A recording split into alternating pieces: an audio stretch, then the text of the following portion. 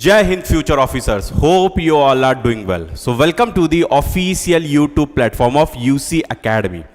आज की लेक्चर हमारी योद्धा सीरीज की अगली लेक्चर है जिसमें हम लोग पॉलिटी से रिलेटेड अपनी अगली टॉपिक को पढ़ेंगे। अगर इस टॉपिक की इंपॉर्टेंस की बात करें तो ये ऐसा टॉपिक है जो देखा जाए तो एक अलग से इंपॉर्टेंस यूपीएससी के एग्जाम में क्रिएट करता है। आज की जो हमारी टॉपिक है ये आपकी डीपीएसपी को, that is directive principle of state policy, and आपके फंडामेंटल राइट को, दोनों टॉपिक को ब्रीफली कवर करेगा। सेपरेटली हम लोग थीम वाइज अपने फ्यूचर लेक्चर में जरूर देखेंगे, लेकिन एक कंट्रास्टिंग व्यू पॉइंट होता है कि क्या ये दोनों के बीच में क्लैशेस है या हार्मनी है। यही क्वेश्चन को हम लोग आज की लेक्चर में समझेंगे। जो भी रिलेटेड जजमेंट है, जो भी रिलेटेड फ्यूचरिस्टिक इश्यूज भी हैं, या आप कह लो कि दोनों से रिलेटेड जो भी कॉन्स्टिट्यूशनल प्रोविजन है, इन सारे को हम लोग बहुत डिटेल में आज की लेक्चर में देखने वाले हैं। सो आप लोग इस लेक्चर के साथ जरूर बने रहें। अपने जो भी नीडी फ्रेंड्स हैं जो सीएपीएफ की तैयारी कर रहे हैं 2026 के लिए, उसके साथ इस बैच की डिटेल, आप ये योद्धा सीरीज की डिटेल जो हमारी यूट्यूब पे कंप्लीटली फ्री चल रही है, इसके बारे में आप उन्हें जरूर इन्फॉर्म करें और आप खुद भी ये सारी लेक्चर से कुछ ना कुछ जरूर सीखते रहें। सो चलिए विदाउट वेस्टिंग आवर टाइम हम लोग आज की एक इंपॉर्टेंट सेगमेंट को, पॉलिटिक्स रिलेटेड अपनी अगली लेक्चर को शुरू करते हैं। सो इस लेक्चर को समझने से पहले एक छोटी सी इंफॉर्मेशन आपके लिए है। बहुत सारे ऐसे बच्चे होंगे जिन्होंने मेरे से पर्सनली मैसेज करके ये डिमांड किया था कि क्या सर आपके पास कोई 2026 एस्पिरेंट के लिए फाउंडेशन बैच है। यस, बिल्कुल हमारी फाउंडेशन बैच स्टार्ट हो चुकी है और इस बैच की अगर फीचर की बात करें तो फीचर इसकी बहुत ज़्यादा स्ट्रांग है जो हमें मार्केट से डिफरेंट जरूर बनाता है। 200+ आवर की आपको ऑनलाइन रिकॉर्डेड लेक्चर्स मिलने वाली है, जिसमें पेपर 2 की बात कर लो या पेपर 1 की बात कर लो, दोनों बहुत डिटेल्ड में हमारी टीम के द्वारा, यूसी एकेडमी की टीम के द्वारा कवर होने वाली है। कोई भी टॉपिक ऐसा नहीं होगा जिससे एग्जाम में क्वेश्चन पूछे हों और यहां पे यूसी एकेडमी की टीम वो ना करवाई हो, ऐसा बिल्कुल भी नहीं होगा। ये बहुत डिटेल में पेपर 1 एंड पेपर 2 होने वाला है। साथ ही साथ ऑलमोस्ट अगर मैं आपको बात करूं तो 50+ टेस्ट सीरीज आपको पेपर 1 एंड पेपर 2 से मिलने वाले हैं। पेपर 2 के सेपरेटली टेस्ट सीरीज है जो कि इस फाउंडेशन के अंदर इंक्लूड है, एंड पेपर 1 की sectional wise and full length test दोनों अवेलेबल है। सारे कुछ कंप्लीटली 50+ टेस्ट आपको सिर्फ पेपर 1 एंड पेपर 2 से आपको देखने को मिलेंगे, उससे कम नहीं है, उससे ज्यादा ही है। नेक्स्ट अगर बात करेंगे तो हमारी स्पेशल फोकस रहेगी पेपर 2 की आंसर राइटिंग पे। उसकी जो इवैल्यूएशन होगी वो खुद सेलेक्टेड कैंडिडेट करेंगे या ऐसे फैकल्टी करेंगे जो इस फील्ड में 10 इयर्स प्लस एक्सपीरियंस के साथ हैं। सो एक बहुत ही अच्छी इवैल्यूएशन आपको मिलने वाली है। डिटेल एनालिसिस आपको आपके आंसर का जरूर मिलेगा। साथ ही साथ उसमें कैसे आपको इन्हांस करना है, अपने आंसर को कैसे बेटरमेंट करना है, ये सारी बातें हमारी आंसर राइटिंग की क्लास में भी होगी। साथ ही साथ पेपर 1 से कह लो या पेपर 2 की कह लो, आपको स्टडी मटेरियल भी प्रोवाइड होगी। एक बहुत डिटेल हैंडआउट कह लो, शॉर्ट नोट्स कह लो, माइंड मैप, एक्टिव रिकॉलिंग से सारे चीज आपको मिलने वाले हैं। यही सारी चीज ऐसी है जो हमें इस फील्ड में एक स्ट्रांग पोजीशन गेन करवाती है।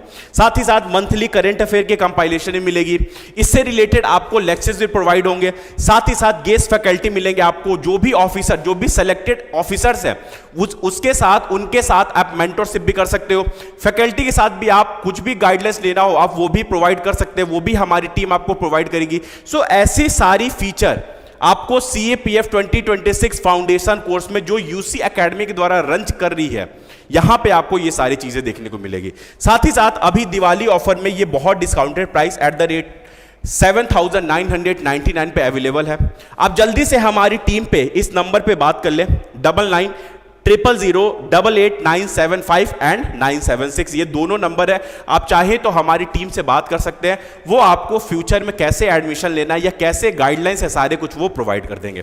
सो ये तो सारी बात हो गई हमारी फाउंडेशन बैच से रिलेटेड, बट इसी के साथ हमारी यूट्यूब पे हमारी फ्री कोर्सेज भी चल रही है जिसका नाम है योद्धा सीरीज, और ये योद्धा सीरीज किसी भी पेड कोर्स से कम नहीं होने वाली है। इसकी गारंटी यूसी एकेडमी की टीम आपसे जरूर लेती है।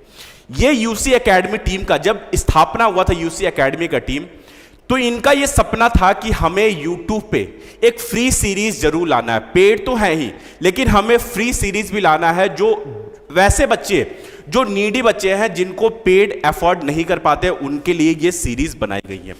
सो आज का लेक्चर हमारे पॉलिटी की अगली लेक्चर है, जिसमें हम लोग फंडामेंटल राइट्स एंड डीपीएसपी के ऊपर, उनके बीच के क्लासेस एंड उनसे रिलेटेड क्या हार्मनी है, कैसे पहले स्टार्टिंग में क्लासेस स्टार्ट हुए एंड देन लेटर और हार्मनी स्टार्ट हुई, इनके बारे में हम लोग बात करने वाले हैं। सो सबसे पहले हम लोग कुछ इंट्रोडक्शन की बात करते हैं। उससे पहले मैं आपसे एक क्वेश्चन पूछता हूं कि क्या फंडामेंटल राइट एंड डीपीएसपी दोनों क्या एक दूसरे के दुश्मन हैं या दोनों एक दूसरे के पार्टनर हैं? इनका आंसर आप मुझे एक वैलिड पॉइंट के साथ जरूर कमेंट बॉक्स में देने की कोशिश करना। साथ ही साथ मैं आपको यहां पे बताऊंगा कि जब हमारी कंस्टिट्यूएंट असेंबली बनी थी, कंस्टिट्यूएंट असेंबली बनी थी, सो उनके पास दो मेजर क्वेश्चन थे। उनके पास दो के अलावा भी थे, लेकिन दो मेजर क्वेश्चन थे कि कैसे हम लोग इंडिविजुअल की लिबर्टी प्रोवाइड करेंगे, इंडिविजुअल को लिबर्टी प्रोवाइड करेंगे, साथ ही साथ कैसे हम लोग socio and economic justice provide करेंगे, socio and economic justice provide करेंगे।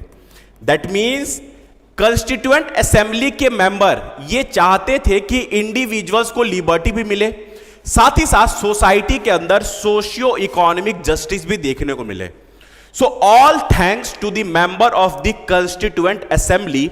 यहां पे इतने बड़े बड़े विद्वान थे कि इन्होंने ये दोनों क्वेश्चन को, जो भी ये दोनों क्वेश्चन था, उनको बहुत अच्छे से टैकल किया और कॉन्स्टिट्यूशन के अंदर एक ऐसी प्रोविजन ला दी, एक तो नहीं लाई है, दो ऐसी प्रोविजन ला दी तो ये दोनों चीज प्रोवाइड करता है। इंडिविजुअल्स लिबर्टी भी देता है, साथ ही साथ सोशियो एंड इकोनॉमिक जस्टिस भी देता है। अगर इसकी ब्रीफली हम लोग कुछ कॉन्स्टिट्यूशनल प्रोविजन की बात करें, सो कॉन्स्टिट्यूएंट असेंबली ने पार्ट 3 भी इंक्लूड किया अपने संविधान के अंदर, पार्ट 4 भी इंक्लूड कर दिया। दोनों में से किसी को मिस नहीं किया, पार्ट 3 एंड पार्ट 4 दोनों इंक्लूड कर दिया। पार्ट 3 में अपनी जो कंस्टिट्यूएंट असेंबली है, उन्होंने फंडामेंटल राइट को ऐड कर दिया, फंडामेंटल राइट्स को ऐड कर दिया और आर्टिकल प्रोवाइड कर दिया, आर्टिकल 12 to 35। साथ ही साथ पार्ट 4 के अंदर इन्होंने डीपीएसपी इंक्लूड कर दिया, साथ ही साथ इसके लिए आर्टिकल इंक्लूड कर दिया, आर्टिकल 36 to 51। तो आप देख रहे हो दोनों इशू कैसे, दोनों इशू को रिजॉल्व कर दिया गया। एक साइड इंडिविजुअल्स लिबर्टी भी दी गई, दूसरी साइड सोशियो इकोनॉमिक जस्टिस भी प्रोवाइड किया गया। Part 3 fundamental rights article 12 to 35, part 4 DPSP article 36 to 51। I hope ये इंट्रोडक्शन आपको समझ में आई होगी, इनके कॉन्स्टिट्यूशनल जो प्रोविजंस है वो आपको समझ में आए होंगे। जो हमारी टॉपिक है क्लासेस और हार्मनी, दोनों के बीच की जजमेंट, दोनों के बीच से रिलेटेड आर्टिकल्स हम लोग फ्यूचर में देखेंगे। अभी आप बस ये चीजें समझते चलो, लेक्चर जैसे जैसे आगे बढ़ेगी वैसे वैसे ये सारी चीजें भी हम लोग देखने वाले हैं। अब अगर हम लोग एक एक करके फंडामेंटल राइट्स के बारे में सबसे पहले देखें, तो अगर हम लोग फंडामेंटल राइट्स के कुछ कॉन्स्टिट्यूशनल प्रोविजन देखेंगे, थोड़े डिटेल में इनके कॉन्स्टिट्यूशनल प्रोविजन देखने गए, तो हम लोग देखेंगे कि इनके आर्टिकल्स जो हैं वो आर्टिकल्स हैं आर्टिकल 12 to 35। एक एक आर्टिकल को जब हमारी फंडामेंटल राइट के ऊपर एक डिटेल्ड क्लास होगी, ये योद्धा सीरीज के अंदर जब हमारी फंडामेंटल राइट्स के ऊपर डिटेल्ड क्लास होगी, वहां पे ये सारी बातें हम लोग करेंगे। आप उसके लिए परेशान ना हो, यहां पे हम लोग इंपॉर्टेंट जजमेंट से रिलेटेड बातें कर रहे हैं। नेचर की बात करेंगे, सो इनकी जो नेचर है फंडामेंटल राइट्स की, वो है enforceable in where, in court. अब ये टर्म क्या है, इनफोर्सेबल इन कोर्ट, या यूं कह लो justiciable in nature, justiciable in nature. अब मैं चाहूंगा इस टर्म को आपको ब्रीफली या यूं कह लो एक डिटेल्ड वे में समझाने की, आप बस चीजों को सुनते चलना। सपोज कर लो कि फंडामेंटल राइट के ऊपर कोई भी आर्टिकल है, आर्टिकल हम लोग बात करेंगे, डोंट वरी, हमारी फंडामेंटल राइट के ऊपर अगली क्लास में मैं कोशिश करूंगा कि फंडामेंटल राइट, देन उसके अगले क्लास में डीपीएसपी आपको अच्छे से समझाने की कोशिश करूं। अगर मैं यहां पे एक आर्टिकल ले लूं, दैट इज आर्टिकल 14 की बात कर लूं, या यूं कह लो मैं आर्टिकल 17 की बात कर लूं, एक हाइपोथेटिकल नहीं है, ये रियल एग्जांपल है, मैं बस आपको समझाने की कोशिश कर रहा हूं। आर्टिकल 17 कहता है प्रोहिबिशन ऑफ अनटचेबिलिटी, या यूं कह लो एबोलिशन ऑफ अनटचेबिलिटी। अनटचेबिलिटी को यह रोकता है, कौन सा आर्टिकल? आर्टिकल 17। लेकिन आप ऐसा सपोज कर लो कि ये जो आर्टिकल है ये एब्सोल्यूट नहीं है, इसके लिए कोई छेड़छाड़ या तो आपकी गवर्नमेंट कर रही है या कोई प्राइवेट इंडिविजुअल्स कर रहे हैं। कोई भी प्राइवेट इंडिविजुअल्स हो गए, आप हो गए या मैं हो गया, कोई भी इस अनटचेबिलिटी के प्रैक्टिस को अभी भी शोकेस कर रहे हैं, देन वहां पे नेचर आती है इस इन्फोर्सेबल का एंड इस जस्टिसिएबल का। दैट मीन्स जो भी इंडिविजुअल्स के साथ ये छुआछूत, जिसे आप हिंदी में छुआछूत कहते हैं, इसकी अगर प्रैक्टिस हुई है तो उसके पास ये राइट है कि वो सुप्रीम कोर्ट में या हाई कोर्ट में जाके खड़ा हो सकता है और इससे रिलेटेड वो जस्टिस का डिमांड कर सकता है, उसको ये राइट है। यही राइट बताता है आपका आर्टिकल 32। इसलिए आर्टिकल 32 को heart and soul of Indian constitution कहा जाता है। Heart and soul of Indian constitution, IC denotes Indian constitution कहा जाता है, इसलिए क्योंकि इसके बिना पूरी फंडामेंटल राइट ही अधूरा है। सो यही नेचर बताता है कि आपकी जो फंडामेंटल राइट है ये इन्फोर्सेबल है और justiciable in nature. That means अगर इसके साथ कोई भी छेड़छाड़ हुआ, वो या तो आपकी गवर्नमेंट करेगी या कोई इंडिविजुअल्स मेंबर करेंगे, सो आप उसके लिए सुप्रीम कोर्ट या हाई कोर्ट जा सकते हो।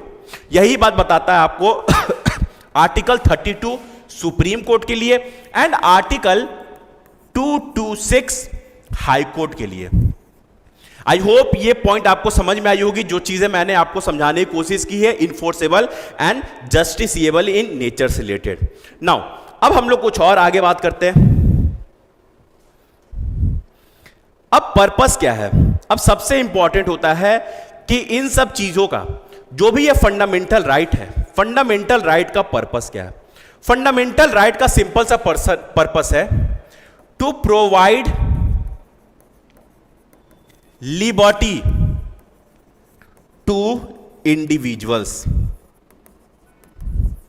अब फंडामेंटल राइट के जो भी आर्टिकल्स हैं, आप उनको एक बार देखने की कोशिश करो, आपको आइडियाज लग जाएगा कि जहां भी देखोगे राइट टू इक्वालिटी का बात हो रहा, राइट टू फ्रीडम का बात हो रहा, राइट अगेंस्ट एक्सप्लॉयटेशन का बात हो रहा, कल्चरल एंड एजुकेशनल राइट का बात हो रहा, राइट टू रिलीजन से रिलेटेड बातें हो रही है। मतलब इनको लिबर्टी दी जा रही है कि वो जो चाहे वो कर सकते हैं। कौन?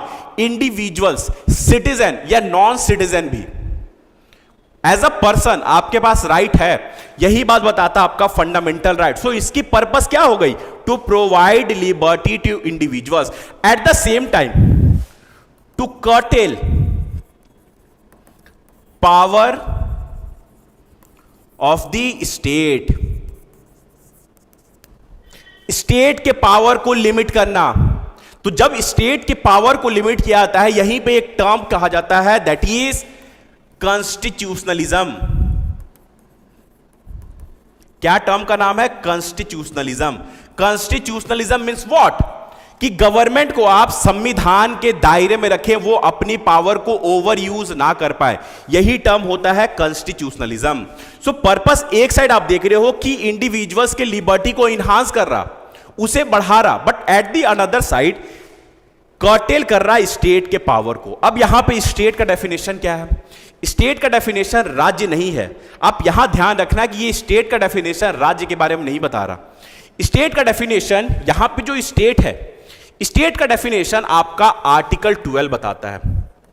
आर्टिकल 12 आपका स्टेट का डेफिनेशन बताता है कि वैसे आप स्टेट के डेफिनेशन के अंदर सेंट्रल गवर्नमेंट को कंसीडर कर सकते हो, स्टेट गवर्नमेंट को कंसीडर कर सकते हो, लोकल गवर्नमेंट को कंसीडर कर सकते हो, या जो भी पब्लिक सेक्टर अंडरटेकिंग है, पब्लिक सेक्टर बैंक्स है, या जो भी गवर्नमेंट एंटरप्राइजेस है, मिनिस्ट्रीज है, सबको आप स्टेट के डेफिनेशन के अंदर कंसीडर कर सकते हो।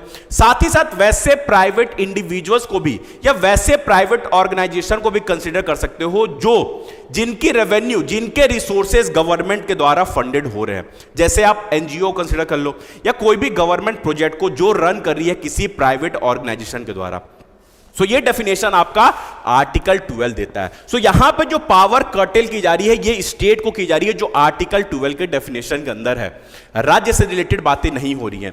उम्मीद करता हूं मैं आर्टिकल, नेचर, पर्पस ये तीनों बहुत डिटेल में आपको समझाने की कोशिश की है और आपने ये चीजें समझा भी होगा। अब नेक्स्ट हम लोग बात करते हैं कि जो फंडामेंटल राइट है ये बेस्ड किस पे है। ये बेस्ड है आपके यूएसए का, यूनाइटेड स्टेट अमेरिका का बिल ऑफ राइट से। हमने फंडामेंटल राइट बोरो किया था यूनाइटेड स्टेट ऑफ अमेरिका से। हमने कहां से बोरो किया था? यूनाइटेड स्टेट ऑफ अमेरिका से।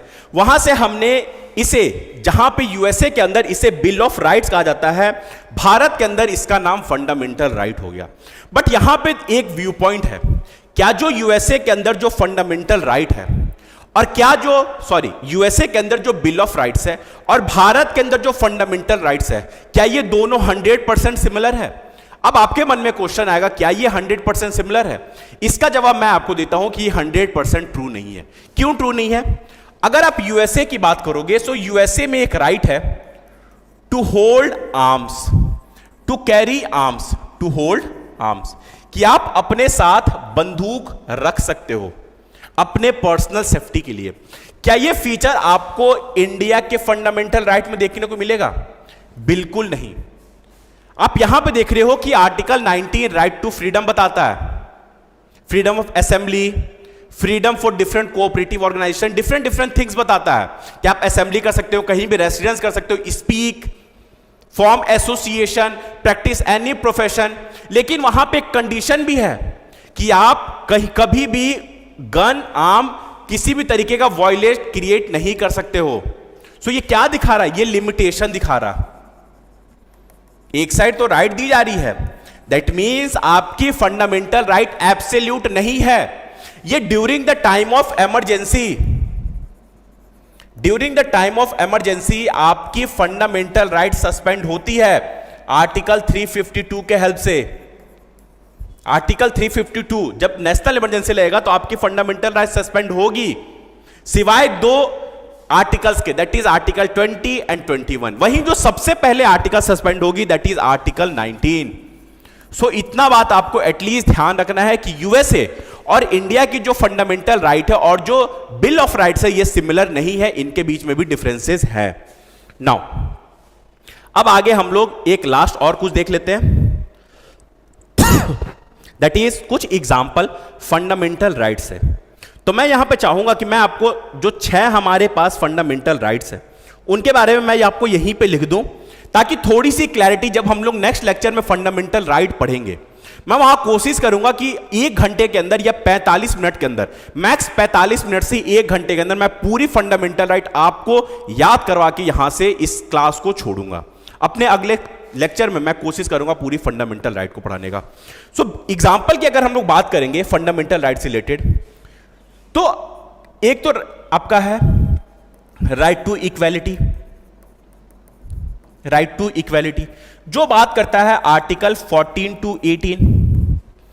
देन दूसरा है आपका right to freedom, right to freedom जो बात करता है आर्टिकल 19 टू 22। देन आता है आपका राइट अगेंस्ट एक्सप्लॉयटेशन जो बात करता है आर्टिकल 23 एंड 24 से। 3 हो गए, 3 मैं ऊपर लिख देता हूं। चौथा है आपका right to religion, article 25 to 28। Then next is cultural and educational rights,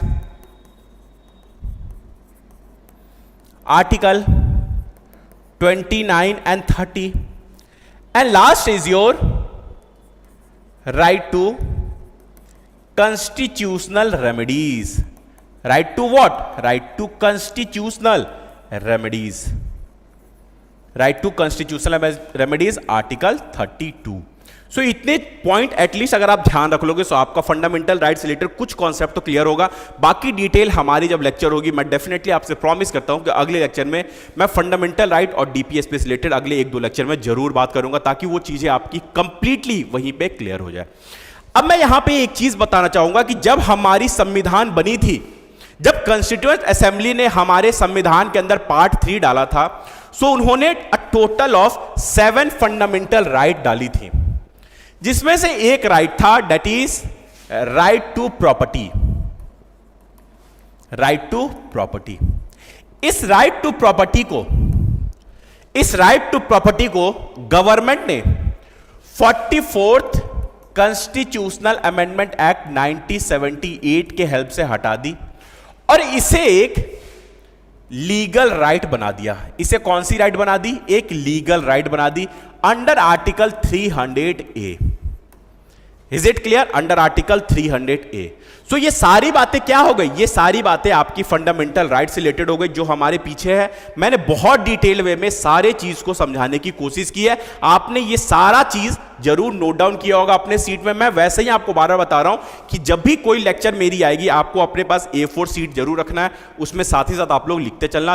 exam के समय वही चीज अगर आप रिवीजन करोगे, आप देखोगे आप एक अच्छे लेवल पे जरूर होगे। नाउ अब हमारी बात होगी directive principle of state policy से। Directive principle of state policy simply अगर आप देखोगे, फंडामेंटल राइट ने क्या किया था? फंडामेंटल राइट ने इंडिविजुअल के लिबर्टी को प्रोटेक्ट किया, उसे इन्हांस किया। साथ ही साथ उन्होंने क्या किया फंडामेंटल राइट ने कि स्टेट के पावर को कर्टेल की, लिमिटेड की। हम लोगों ने एक टर्म देखा दैट इज कॉन्स्टिट्यूशनलिज्म। अगर आप बात करोगे directive principle of state policy का, so directive principle of state policy welfare state की बात करता है।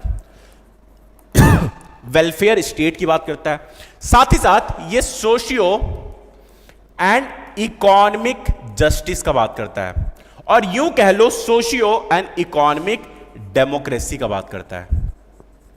एट द सेम टाइम जो आपकी फंडामेंटल राइट है वो पॉलिटिकल डेमोक्रेसी का बात करता है। Is this clear? सो ये इतने बात ध्यान रखना है। Directive principle of state policy से वेलफेयर स्टेट से रिलेटेड बातें होती है, एंड सोशियो इकोनॉमिक डेमोक्रेसी या सोशियो इकोनॉमिक जस्टिस रिलेटेड बातें करते हैं। अब यहां पे हम इनके कुछ एस्पेक्ट देख लेते हैं, कुछ इनके डिटेल्स भी देख लेते हैं। अगर मैं डीपीएसपी के आर्टिकल्स की बात करूं, सो आर्टिकल 36 to 51 आपकी डीपीएसपी से रिलेटेड बातें करते हैं, जिसके अंदर भी इनकी 3 क्लासिफिकेशन होती है। एक तो होती है आपकी सोशलिस्ट आइडियोलॉजी, दूसरी होती है आपकी गांधीयन आइडियोलॉजी, एंड तीसरी होती है आपकी लिबरल इंटेलेक्चुअल। अब ये 3 होते क्या हैं? ये 3 को जब हमारी अगली क्लास होगी, जिसमें हम लोग डीपीएसपी से रिलेटेड एक छोटा सा लेक्चर लेंगे, एक छोटा सा सेशन लेंगे, वहां मैं ये इसे डिटेल से जरूर बताऊंगा। अभी हमारी बात हो रही है क्लासेस एंड हार्मनी से रिलेटेड। अगर मैं नेचर की बात करूं, सो इसकी नेचर क्या है? वहां आपने देखा, सो इसका नेचर है non enforceable in nature. Non enforceable या यूं कह लो non justiciable in nature. Non justiciable in nature that means what? That means कि अगर आपकी कोई भी डीपीएसपी के अंदर की प्रोविजन, अगर उसके साथ आपके स्टेट छेड़छाड़ करते हैं, तो उसके लिए आप सुप्रीम कोर्ट या हाई कोर्ट की दरवाजा नहीं खटखटा सकते हो। यह एक तरीके से non enforceable and non justiciable in nature होता है। Is it clear? सो अगर आप directive principle of state policy की बात करोगे, तो ये सिंपली आप वहां क्या देख रहे थे? आप जब फंडामेंटल राइट पढ़े तो आपने क्या देखा कि वहां पे कॉन्स्टिट्यूशनल लिमिटेशन, एक स्टेट के पावर को कर्टेल की जा रही है। लेकिन आप यहां पे देखोगे डीपीएसपी के अंदर, तो डीपीएसपी के अंदर स्टेट के ऊपर एक तरीके से मोरल ऑब्लिगेशन लगाया जाता है। क्या लगाया जाता है? मोरल ऑब्लिगेशन, कि आप एक वेलफेयर सोसाइटी कैसे बनाओगे जो जो डिफरेंट डिफरेंट आर्टिकल्स है उनके हेल्प से वही बातें यहां पे होती है। सो इन जनरल अगर हम लोग बात करेंगे, सो इनका जो पर्पस है यहां पे एक तरीके से वेलफेयर स्टेट का तो है, सोशियो एंड इकोनॉमिक जस्टिस का तो है, साथ ही साथ ये स्टेट के पावर को ये बढ़ाता है, कर्टेल करता है, ये बढ़ाता है कि आप इस सोसाइटी को एक वेलफेयर सोसाइटी बनाने में, एक socio economic justice, socio economic democracy provide करने में आप इन सारे प्रोविजन का इस्तेमाल कर सकते हैं। यहां पे इनको पावर दी जा रही है, स्टेट के पावर को इनहांस किया जा रहा। Is this clear? सो यही आपको एक क्लासेस में दिखा रहा कि एक साइड आप देख रहे हो फंडामेंटल राइट्स के अंदर कि उनके पावर को कर्टेल की जा रही, लेकिन दूसरे साइड आप देख रहे हो तो उनके पावर को बढ़ाया भी जा रहा। Is this clear? नाउ अगर बेस्ड ऑन देखेंगे, सो ये बेस्ड ऑन आपकी आयरिश कॉन्स्टिट्यूशन पे बेस्ड है। आयरिश कॉन्स्टिट्यूशन दैट मीन्स हम लोगों ने डीपीएसपी को आयरलैंड से लिया था, ठीक है। और साथ ही साथ ये जो इनका जो directive principle of state policy है, ये अपनी novel feature of the Indian constitution भी है। इंडियन कॉन्स्टिट्यूशन, ये बात किसने कहा था? ये बात बी.आर. अंबेडकर जी ने कहा था। जैसे उन्होंने आर्टिकल 32 को heart and soul of the Indian constitution कहा, पूरे फंडामेंटल राइट को Magna Carta of the constitution कहा, वैसे ही डीपीएसपी को novel feature of Indian constitution भी कहा था। Is this clear? सो अगर इनके गोल की बात करेंगे, सो गोल क्या है? Socio and economic democracy provide करना। Is this clear? क्या मेरी ये डीपीएसपी से रिलेटेड ये जो चीजें मैंने आपको समझाने की कोशिश की है, क्या ये सारी बातें आपने समझी? अगर आपको कोई भी इश्यू हो रहा होगा, किसी भी चीज को समझने में डिफिकल्टीज हो रही होगी, आप जरूर कमेंट बॉक्स में पूछना, हम लोग उसकी रिप्लाई आपको जरूर देंगे। सो ये दोनों बात हो गई आपकी डीपीएसपी से रिलेटेड और आपकी फंडामेंटल राइट से रिलेटेड। अब आगे हम लोग बढ़ते हैं, कुछ और बातें करते हैं। अब यहां से बात होगी क्लासेस से रिलेटेड। क्या आप अगर अर्ली ईयर्स में देखोगे, उससे पहले मैं इन दोनों पॉइंट को समराइज करूं, फंडामेंटल राइट और डीपीएसपी को, कि ये जो दोनों हैं फंडामेंटल राइट एंड डीपीएसपी, ये दोनों आपके एक कंप्लीट फिलॉसफी के रूप में काम करती है आपकी संविधान के लिए। Is this clear? आप मेरी सारी बातें समझ रहे होंगे। मैंने बहुत डिटेल में अभी थोड़ी देर पहले से जब हमारी फंडामेंटल एंड डीपीएसपी हुई, मैंने बहुत डिटेल में समझाने की कोशिश भी की है। अब हमारी बात होती है कुछ की केसेस रिलेटेड, जहां पे ये दिखाया जा रहा है क्लासेस के ऊपर, कि यहां पे हम लोग देख रहे हैं कि फंडामेंटल राइट को सुपीरियर बताया जा रहा है as compare to DPSP in early years. Initially courts gave primacy to fundamental rights since they were enforceable in nature. That's why fundamental rights को ज्यादा सुपीरियरिटी, ज्यादा प्राइमेसी दी जाती थी as compare to your DPSP. While DPSPs were merely like a directive, like a guiding principle. Is this clear? So इसी से related कुछ cases हैं, ये केसेस आपको क्लासेस रिलेटेड बताएंगे और ऐसे केसेस एग्जाम में डायरेक्टली पूछे हुए हैं। सो यही हमें पढ़ना है, यही चीजें हमें इस लेक्चर के अंदर समझनी है। So first is state of Madras versus Champakam Dorairajan. अब ये केस जो था, ये 1951 का केस था। इशू क्या था? इशू था रिजर्वेशन पॉलिसी का। रिजर्वेशन पॉलिसी का इशू था और रिजर्वेशन पॉलिसी डीपीएसपी के अंदर आर्टिकल 46 बताता है। और अगर आप फंडामेंटल राइट के बारे में बात करोगे, सो फंडामेंटल राइट के अंदर आर्टिकल 15 बताता है आपकी रिजर्वेशन से रिलेटेड बातें, जो डिस्क्रिमिनेशन से रिलेटेड बातें करता है। That the state shall not discriminate any individuals on the ground of their birth, of their religion, of their place of birth, their caste, gender etcetera. So ये दोनों आप देख रहे हो कि एक साइड आपकी रिजर्वेशन पॉलिसी आर्टिकल 46 बता रहा है एससी एसटी का, दूसरे साइड आर्टिकल 15 बता रहा जो राइट टू इक्वेलिटी के अंदर आ रहा। सो ये दोनों देख रहे हो कि रिजर्वेशन इश्यूज ही बता रहा। लेकिन यहां पे आप देखोगे कि कोर्ट का स्टैंड क्या था? कोर्ट का स्टैंड वही था कि फंडामेंटल राइट को प्राइमेसी दी गई as compare to your DPSP. DPSP को प्राइमेसी नहीं दी गई। यहां पे ये कहा गया that DPSP can not overtake fundamental rights. Is this clear? क्या ये बातें समझ में आ रही है जो मैं आपको बताने की कोशिश कर रहा हूं कि state of Madras versus Champakam Dorairajan cases था 1951 का। रिजर्वेशन पॉलिसी से रिलेटेड बातें हुई जो डीपीएसपी के अंदर आपकी आर्टिकल 46 करती है, आपकी article equality, right to equality के अंदर आती है जो आपकी फंडामेंटल राइट के ऊपर है आर्टिकल 15। ये दोनों के बीच में क्लैशेस हुई और कोर्ट का स्टैंड क्या था? That fundamental right is superior as compared to your DPSP and DPSP cannot overtake fundamental right. Is this clear? Now, Golaknath, second case आई आपकी Golaknath versus state of Punjab in the year 1967। इसमें कहा गया दैट पार्लियामेंट, इसमें issue क्या हुई? That parliament have power to amend fundamental rights to implement directive principle of state policy.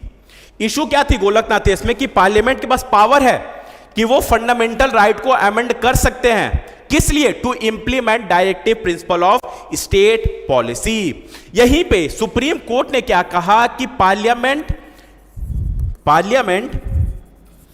Can not amend fundamental rights. Parliament can not amend fundamental rights. Fundamental right को फिर से superior बताया गया। Is this clear? Golaknath versus state of Punjab in the year 1967। क्या देखा गया यहां पे? इशू क्या था? That parliament have power to amend the fundamental right to implement directive principle of state policy. लेकिन फिर से सुप्रीम कोर्ट ने इंटरवीन की एंड सुप्रीम कोर्ट ने कहा that parliament can not amend fundamental right. Fundamental right को फिर से सुपीरियर बताया गया। ठीक है, देन उसके बाद थर्ड एक इंपॉर्टेंट जजमेंट आती है that is Kesavananda Bharati case versus state of Kerala, जो पूरे संविधान के ही तख्ता पलट में बहुत बड़ा योगदान दिए थे। यहां पे इशू क्या था? That whether Parliament have power to amend the fundamental right or you can say constitution, कि क्या पार्लियामेंट कॉन्स्टिट्यूशन को बदल सकता है या फंडामेंटल राइट को बदल सकता है। केस क्या था? Kesavananda Bharati case versus state of Kerala in the year 1973, जहां पे बेसिक स्ट्रक्चर डॉक्ट्रिन का जन्म हुआ था। वहां पे ये सुप्रीम कोर्ट ने ये बात कही थी कि अगर पार्लियामेंट चाहे तो कॉन्स्टिट्यूशन के किसी भी प्रोविजन को वहां पे अमेंड कर सकता है, लेकिन एट द सेम टाइम वो अमेंडेबल थिंग्स जो है वो किसी भी बेसिक स्ट्रक्चर डॉक्ट्रिन को हार्म नहीं करेगा, उसे वो टच नहीं कर सकता है। यहां पे जन्म किसका हुआ? Kesavananda Bharati case versus state of Kerala, basic structure doctrine का। ठीक है, सो यहां पे क्या हुई? बेसिक स्ट्रक्चर डॉक्ट्रिन का जन्म हुआ। साथ ही साथ सुप्रीम कोर्ट ने यह बात कही कि फंडामेंटल राइट एंड डीपीएसपी के बीच में एक हार्मनी होनी चाहिए। That harmony must be there between your fundamental right and your DPSP.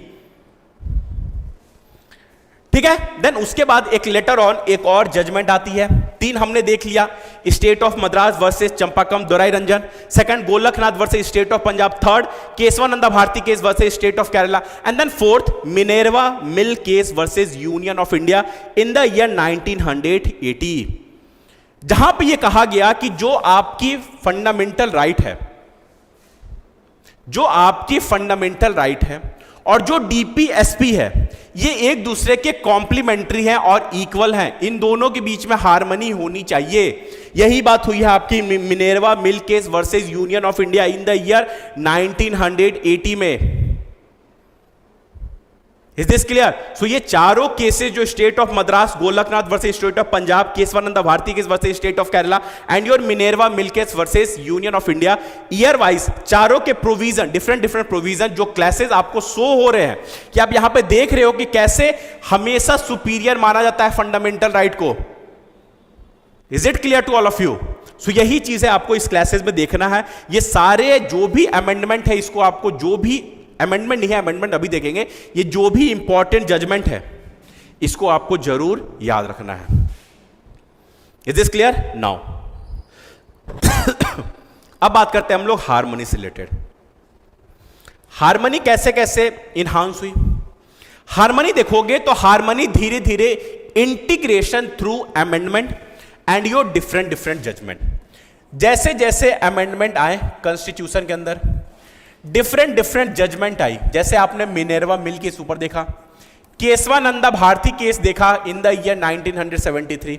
वहां पे आपने देखा कि कैसे कैसे हार्मनी आई, हार्मनी की वहां पे बातें हुई कि ये कहा गया कि कॉम्प्लीमेंट्री है, इक्वल है आपकी fundamental right and DPSP. Classes तो उसके पहले गोलकनाथ केसेस में आपने देखा, लेकिन Kesavananda Bharati case, Minerva Mill case में आपने क्या देखा? इसमें आपने क्या देखा? इसमें आपने देखा कि हार्मनी कैसे जनरेट हुई। साथ ही साथ harmony different different constitutional amendment act से भी आपको देखने को मिलेगा। जैसे पहला जो अमेंडमेंट आया, पहला अमेंडमेंट आया आपका इन द ईयर 1951, जब आपकी जवाहरलाल नेहरू की सरकार थी। उस समय पहला अमेंडमेंट आया। इन्होंने क्या किया? इन्होंने ऐड किया 9th शेड्यूल। इन्होंने क्या किया? 9th schedule. किस लिए? टू प्रोटेक्ट लैंड रिफॉर्म, कि अगर इसके अंदर कोई भी चीज आती है तो वो अब जुडिशियल रिव्यू के अंदर नहीं आएगी। लेकिन वहीं पे जब केस आपकी Kesavananda Bharati case versus state of Kerala in the year 1973 में ये जजमेंट ये भी कहता है कि जो भी जुडिशियल रिव्यू के अंदर, अगर 9th शेड्यूल की बात करें, सो जो भी 24 अप्रैल 1973 के पहले की जो भी लिस्ट उसके अंदर इंक्लूड हो चुकी है 9th शेड्यूल के अंदर, उसके ऊपर जुडिशियल रिव्यू नहीं होगी।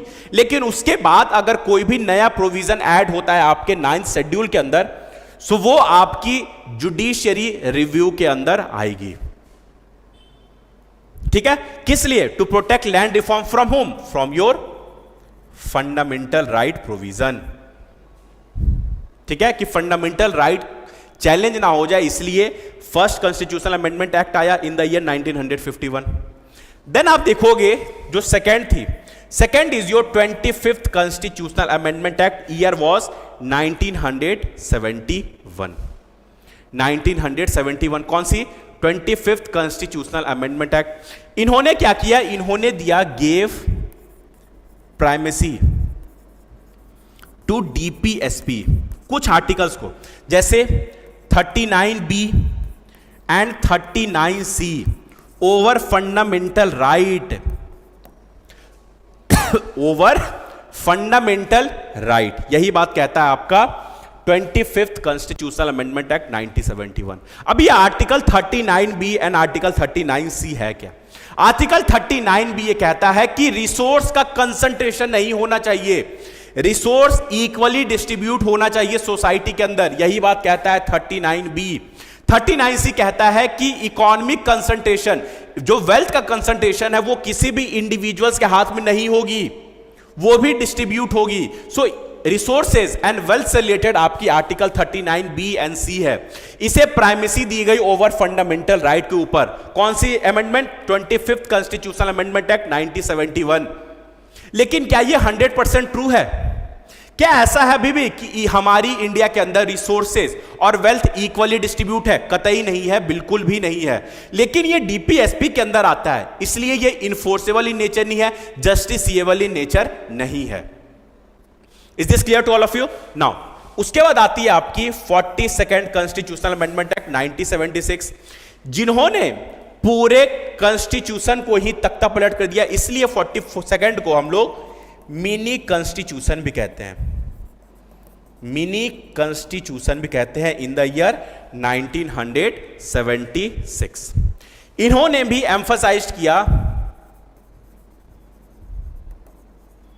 Harmony between fundamental right and DPSP के ऊपर, harmony between fundamental right and DPSP के ऊपर, और दोनों को टर्म दिया गया fundamental. Is this clear? So ये ध्यान रखना 42nd भी, ये भी आपके एग्जाम के पर्सपेक्टिव से थोड़ी सी इंपॉर्टेंट हो जाती है। देन उसके बाद आती है फोर्थ, आपकी 44th कॉन्स्टिट्यूशनल अमेंडमेंट एक्ट 1978। अब ये 44th कॉन्स्टिट्यूशनल अमेंडमेंट एक्ट 1978 ने क्या किया, इन्होंने सिंपली आपकी राइट टू प्रॉपर्टी को हटाया फंडामेंटल राइट से और उसे एक लीगल राइट बना दी। आर्टिकल कौन सा दिया, आर्टिकल 300A। उसे क्या कर दिया, आर्टिकल 31 के अंदर था और साथ ही साथ 19 क्लॉज F के अंदर भी राइट टू प्रॉपर्टी के बारे में बात होता है। दोनों को 300A में डाल दिया गया, किसके हेल्प से, 44th कॉन्स्टिट्यूशनल अमेंडमेंट एक्ट के हेल्प से। Is this clear? सो ये ध्यान रखना, first, 25th, 42nd and 44th constitutional amendment act. अगर मैं दोनों के बारे में थोड़ा सा एडिशनल इंफॉर्मेशन दूं, सो 42nd कॉन्स्टिट्यूशनल अमेंडमेंट एक्ट ने क्या किया, एक सेंट्रलाइज टेंडेंसी दे दी कि सारा चीज अब कंट्रोल होगा सेंटर के हाथ में। लेकिन उसे फिर से रिस्टोर की गई 44th कॉन्स्टिट्यूशनल अमेंडमेंट एक्ट से, जहां पे जुडिशरी के पावर को रिस्टोर किया गया। जो आपकी जो वो चीजें थी कि 5 साल का अब 1 साल और बढ़ जाएगा आपके लोकसभा का ड्यूरेशन, उसे भी फिर से वापस रिस्टोर करके 5 साल किया गया। ये सारी आपकी 44th ने किया। सो एक साइड आप देखोगे सेंट्रलाइज टेंडेंसी आपको 42nd दिखा रहा, लेकिन दूसरे साइड उसको करेक्ट किया आपका 44th constitutional amendment act 1978। Now next is 86th constitutional amendment act 2002, जो बात करता है राइट टू एलिमेंट्री एजुकेशन का, आपकी फंडामेंटल राइट के अंदर, दैट इज आर्टिकल 21। साथ ही साथ वो बात करता है आर्टिकल 45 के अंदर चिल्ड्रन के एजुकेशन से रिलेटेड अप टू 6 ईयर। सो जो चिल्ड्रन के एजुकेशन से रिलेटेड अप टू 6 ईयर के बाद बात हो रही थी डीपीएसपी के अंदर, उसी प्रोविजन को इन्होंने डाल दिया आपकी फंडामेंटल राइट के अंदर भी। ठीक है, सो डीपीएसपी से जो राइट टू एजुकेशन थी उसने वहां से हटाकर उसे फंडामेंटल राइट के अंदर भी डाल दिया और एक आर्टिकल दे दी right to elementary education, that is article 21A। ठीक है, सो 86th कॉन्स्टिट्यूशनल अमेंडमेंट एक्ट ने तीनों जगह चेंज की, that is your fundamental right, that is your DPSP and that is your fundamental duties, जो 11th प्रोविजन थी। ठीक है, जो 51K जो प्रोविजन है, ठीक है, 51A के जो प्रोविजन है, 51A talks about your fundamental duties, उसके अंदर जो K दैट मींस जो 11th प्रोविजन है वो ऐड हुई थी 86th कॉन्स्टिट्यूशनल अमेंडमेंट एक्ट 2002 के तहत, जो ये बात करता है कि पेरेंट्स की रिस्पॉन्सिबिलिटी बताता है, गार्जियन की रिस्पॉन्सिबिलिटी बताता है कि वो अपने वार्ड को, अपने चिल्ड्रन को 6 to 14 ईयर्स तक एजुकेशन प्रोवाइड करें। लेकिन डीपीएसपी के अंदर अप टू 6 ईयर्स, बात ध्यान रखना, क्वेश्चन कंफ्यूज कर सकता है। लेकिन वही फंडामेंटल राइट्स के ऊपर अब ये आपकी सरकार के ऊपर एक लिमिटेशन है कि वो education, right to elementary education up to the age of 14 year provide करेगी। सो एक देख रहे हो कि इन्फोर्सेबल, जहां पे इन्फोर्सेबल नेचर नहीं थी, नॉन इन्फोर्सेबल थी, नॉन जस्टिसेबल नेचर थी, वहां से हटाकर आपकी 86 ने एक इन्फोर्सेबल नेचर, एक जस्टिसेबल नेचर जो आपकी फंडामेंटल राइट के अंदर देखने को मिलती है वहां पे लाके रख दिया। सो ये सारी चीज जो भी अमेंडमेंट है यही दिखाता है आपका हार्मनी। साथ ही साथ केशवानंदा भारती केस आप याद रखोगे, साथ ही साथ आप मिनेरवा मिल केस भी याद रखोगे वर्सेस स्टेट ऑफ इंडिया 1980। साथ ही साथ जो दोनों क्लासेस बताता है, गोलकनाथ भी ध्यान रखना है, ये दोनों सारी केसेस आपको ध्यान रखना है। आई होप मेरी बातें आपको समझ में आ रही होगी, मैं आपसे क्या समझाना चाह रहा हूं। एक हार्मनी और एक क्लासेस, दोनों चीजें आपकी जरूर क्लियर होंगी। नाउ अब हम लोग कुछ और बातें कर लेते हैं, एक बार बस ऐसे ही कुछ देख लेते हैं। अब हमारी मेजर बातें हो चुकी हैं। अब अगर आप मॉडर्न जुडिशियल अप्रोच की बात करोगे, DPSP as tool for expanding fundamental right, कि कैसे डीपीएसपी फंडामेंटल राइट के स्कोप को एक्सपेंड कर रहा, सो यहां से आप समझोगे। अगर आप फंडामेंटल राइट के अंदर देखोगे तो आर्टिकल 21 जो right to life and personal liberty के बारे में बात करता है, ये सबसे मेजर और सबसे मतलब एक स्कोप फुल आपकी आर्टिकल है। आर्टिकल 21 जो राइट टू फ्रीडम के अंदर आती है, यह बात करता है राइट टू लाइवलीहुड का, right to privacy, right to health, right to shelter, right to clean air, right to sanitation, सारा कुछ बात करता है आपका आर्टिकल 21। लेकिन ये जो डेराइव था ये डीपीएसपी के अंदर था, article 39A advocate means of livelihood. So आप देख रहे हो कैसे यहां से स्कोप को चेंज करके फंडामेंटल राइट के अंदर लेके आ गई। यही बात हो रहा, DPSP as tools for expanding fundamental rights. So ये सारी चीज को आपको ध्यान रखनी है। पेपर 1 में तो क्वेश्चन आ ही सकता है, पेपर 2 में भी आप ये सारी चीजों को लिख सकते हो। पॉइंट वाइज, थीम वाइज सारे चीज को आपको याद रखनी है। सारी बातें हमारी होगी इस योद्धा सीरीज के अंदर, हर एक कंप्लीट चीजें होंगी आपकी। Is this clear? सो देख रहे हो राइट टू लाइवलीहुड, यहां 39A भी देख लो, बी और सी हमने ऑलरेडी देख लिया। देन यहां बात करोगे अगर आप second is right to education, that is article 21A, जो एलिमेंट्री एजुकेशन 6 to 14 ईयर्स के एजुकेशन का बात करता है। आर्टिकल 45 के अंदर था, जो मैंने आपको बताया कि up to the age of 6 year. Then अगर थर्ड अगर हम बात करेंगे राइट टू हेल्थ, आर्टिकल 21 के अंदर, क्योंकि इसका स्कोप बहुत बड़ा है तो राइट टू हेल्थ अभी थोड़ी देर पहले मैंने आपको बताया। वहीं देखोगे आर्टिकल 47 ही बताता है duty of state to improve public health. 47 भी स्टेट की ड्यूटी को बताता है। डीपीएसपी क्या है? Directive principle of state policy, state की रिस्पॉन्सिबिलिटी कि वो कैसे एक वेलफेयर सोसाइटी जनरेट करे, कैसे एक सोशियो एंड इकोनॉमिक कंडीशन, एक डेमोक्रेसी प्रोवाइड करे, जस्टिस प्रोवाइड करे सोसाइटी को। सो अगर डीपीएसपी की बात करोगे तो डीपीएसपी सोसाइटी के बारे में बात करता है, लेकिन वही फंडामेंटल राइट इंडिविजुअल्स के भी लिबर्टी को प्रोटेक्ट करता है। तो आप देख रहे हो हेल्थ 21 के अंदर, स्कोप कहां से आया? आर्टिकल 47 के अंदर से, ठीक है। Then fourth is right to clean environment, article 21, बहुत बड़ा स्कोप है इसका। ये सारी चीजें कहां से आई? आर्टिकल 48A से, जो प्रोटेक्शन ऑफ इन्वायरमेंट की बात करता है। Article 48A talks about the protection of your environment. Is this clear?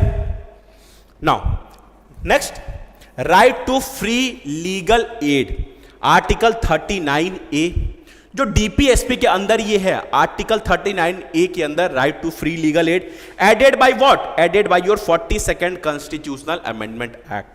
तो आप देख रहे हो, आप ये चीजें समझ रहे हो कि कैसे क्लासेस से स्टार्ट हुआ, लेकिन धीरे धीरे fundamental right and DPSP different judgment के हेल्प से, डिफरेंट कॉन्स्टिट्यूशनल अमेंडमेंट के हेल्प से, डिफरेंट प्रोविजन देख रहे हो कि कैसे डिराइव्ड हुआ है डीपीएसपी से लेकर फंडामेंटल राइट तक। सारी चीजें आपके सामने, सारी चीजें मैं समझाने की कोशिश भी कर रहा हूं आपको, ठीक है। आई होप ये सारी चीजें आप समझ रहे होंगे। अब अगर हम लोग कुछ और बात करें तो यहां पे मैं एक चीज आपको इंफॉर्मेशन देना चाहूंगा, मतलब एक ऐसे ही अभी ध्यान आ गया कि जो जस्टिस चंद्रचूड़ थे during the time of your Minerva mill case, उन्होंने कहा था कि फंडामेंटल राइट एंड डीपीएसपी एक दो व्हील की तरह है, दो चक्का की तरह है आपके कॉन्स्टिट्यूशन के अंदर का। जो दोनों चक्का साथ ही चलेगी तो हार्मनी सोसाइटी के अंदर जनरेट होगी। एक जो है वो दूसरे के बिना मूव नहीं कर सकती है। इसलिए मिनेर्वा मिल केस के अंदर जस्टिस चंद्रचूड़ ने हार्मनी के बारे में बात की थी फंडामेंटल राइट एंड डीपीएसपी के बीच में। आई होप ये बातें आप समझ रहे होंगे मैं आपको समझाना क्या चाह रहा हूं। During the time of Minerva mill case 1980। अब फिलोसफिकल डायमेंशन देख लेते हैं, two side of the same coin, your fundamental right and your DPSP. जो बातें हमारी ऑलरेडी हो गई है, जल्दी से इस फिल इन द ब्लैंक्स को फिल करते हैं और फिर हम लोग आगे बढ़ते हैं। नेचर क्या था फंडामेंटल राइट्स का? इनफोर्सेबल था। साथ ही साथ ये आप अब बोलते चलोगे अपने मन में, ये सारी बातें बोलते चल दोगे। इनफोर्सेबल था और साथ ही साथ क्या था? जस्टिसिएबल इन नेचर था। वहीं अगर डीपीएसपी की बात करेंगे, ये तो क्या था? नॉन इनफोर्सेबल था, साथ ही साथ नॉन जस्टिसिएबल इन नेचर था। ये चीजें मैंने आपको समझा दी हैं। लीगल स्टेटस की बात करोगे या ऑब्जेक्टिव की बात करोगे, तो ऑब्जेक्टिव क्या था? पॉलिटिकल डेमोक्रेसी के बारे में बात करता है, इंडिविजुअल लिबर्टी के बारे में बात करता है। यहां पे आपको क्या देखने को मिलेगा? सोशियो एंड इकोनॉमिक डेमोक्रेसी के बारे में बात होगी, ठीक है। लीगल स्टेटस है, बिल्कुल है। इनका है, नहीं है। फोकस क्या है फंडामेंटल राइट का? Individual liberty.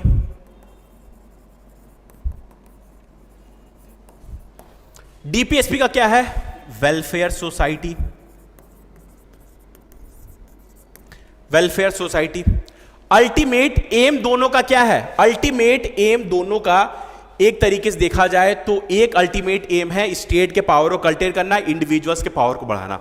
दूसरे का directive principle of state policy का जो अल्टीमेट एम जो है वो है आपकी कि यहां पे आपको सोशियो एंड इकोनॉमिक डेमोक्रेसी देखने को मिले, फंडामेंटल राइट के अंदर आपको पॉलिटिकल डेमोक्रेसी देखने को मिले, साथ ही साथ यहां पे स्टेट के पावर को बढ़ाया जाए।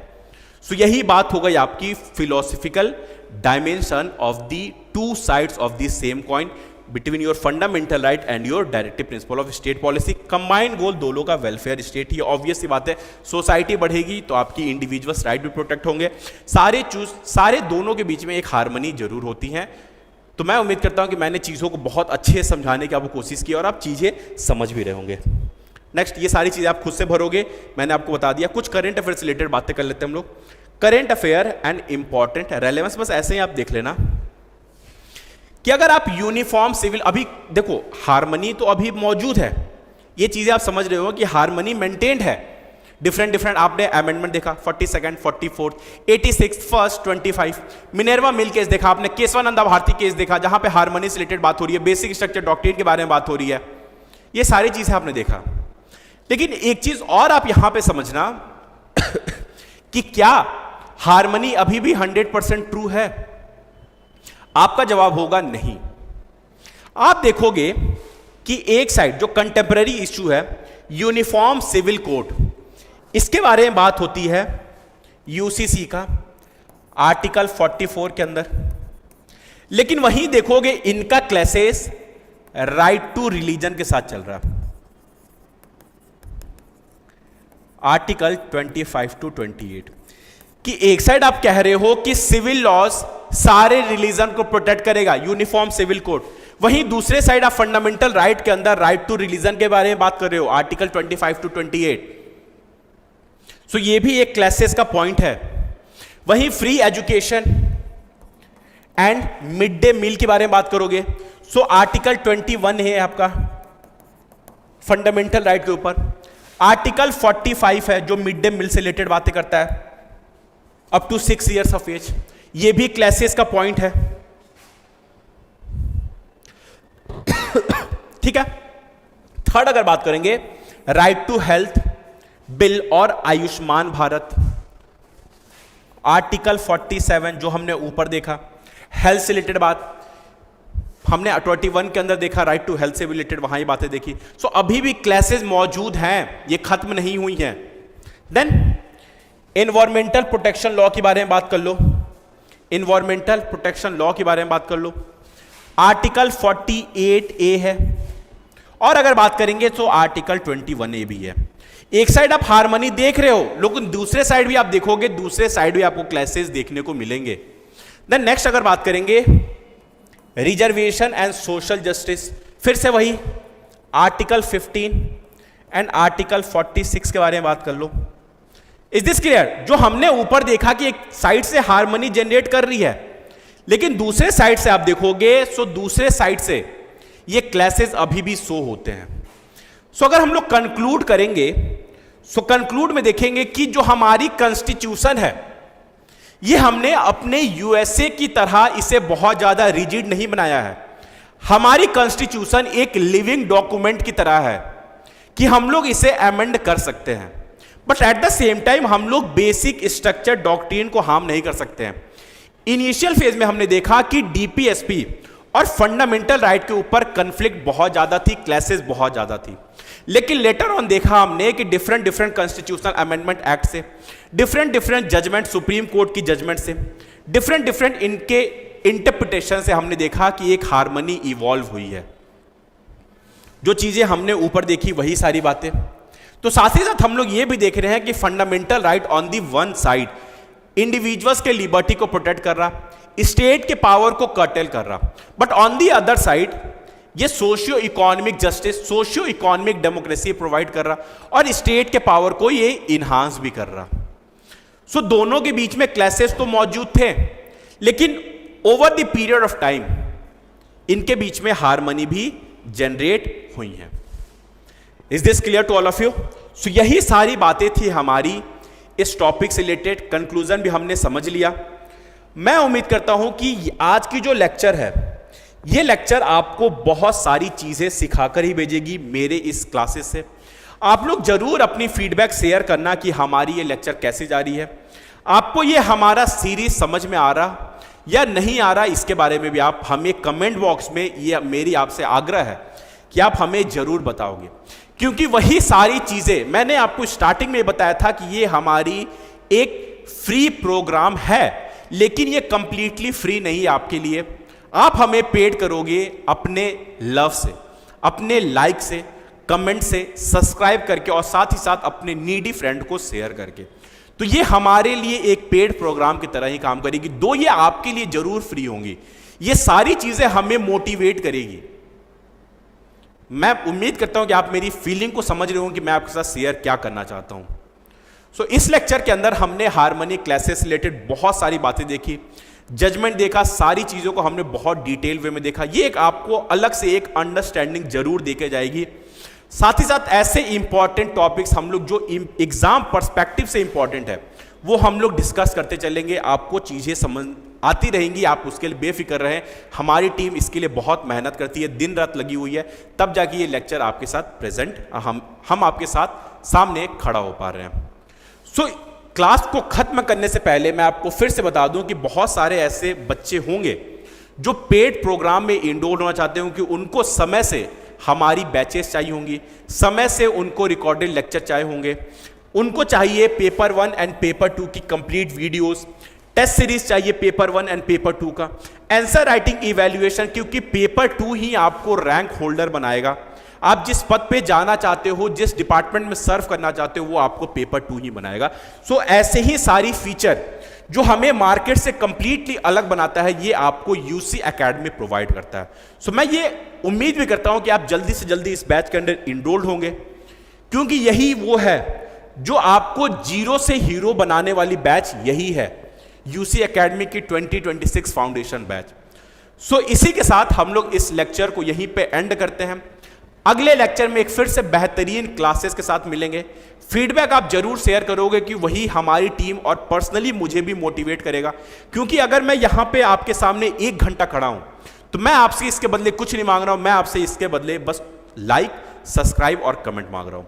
So that's all for this lecture. Thank you so much for being patience in my class. Have a wonderful day. All the best for your upcoming CAPF exam. तब तक के लिए जय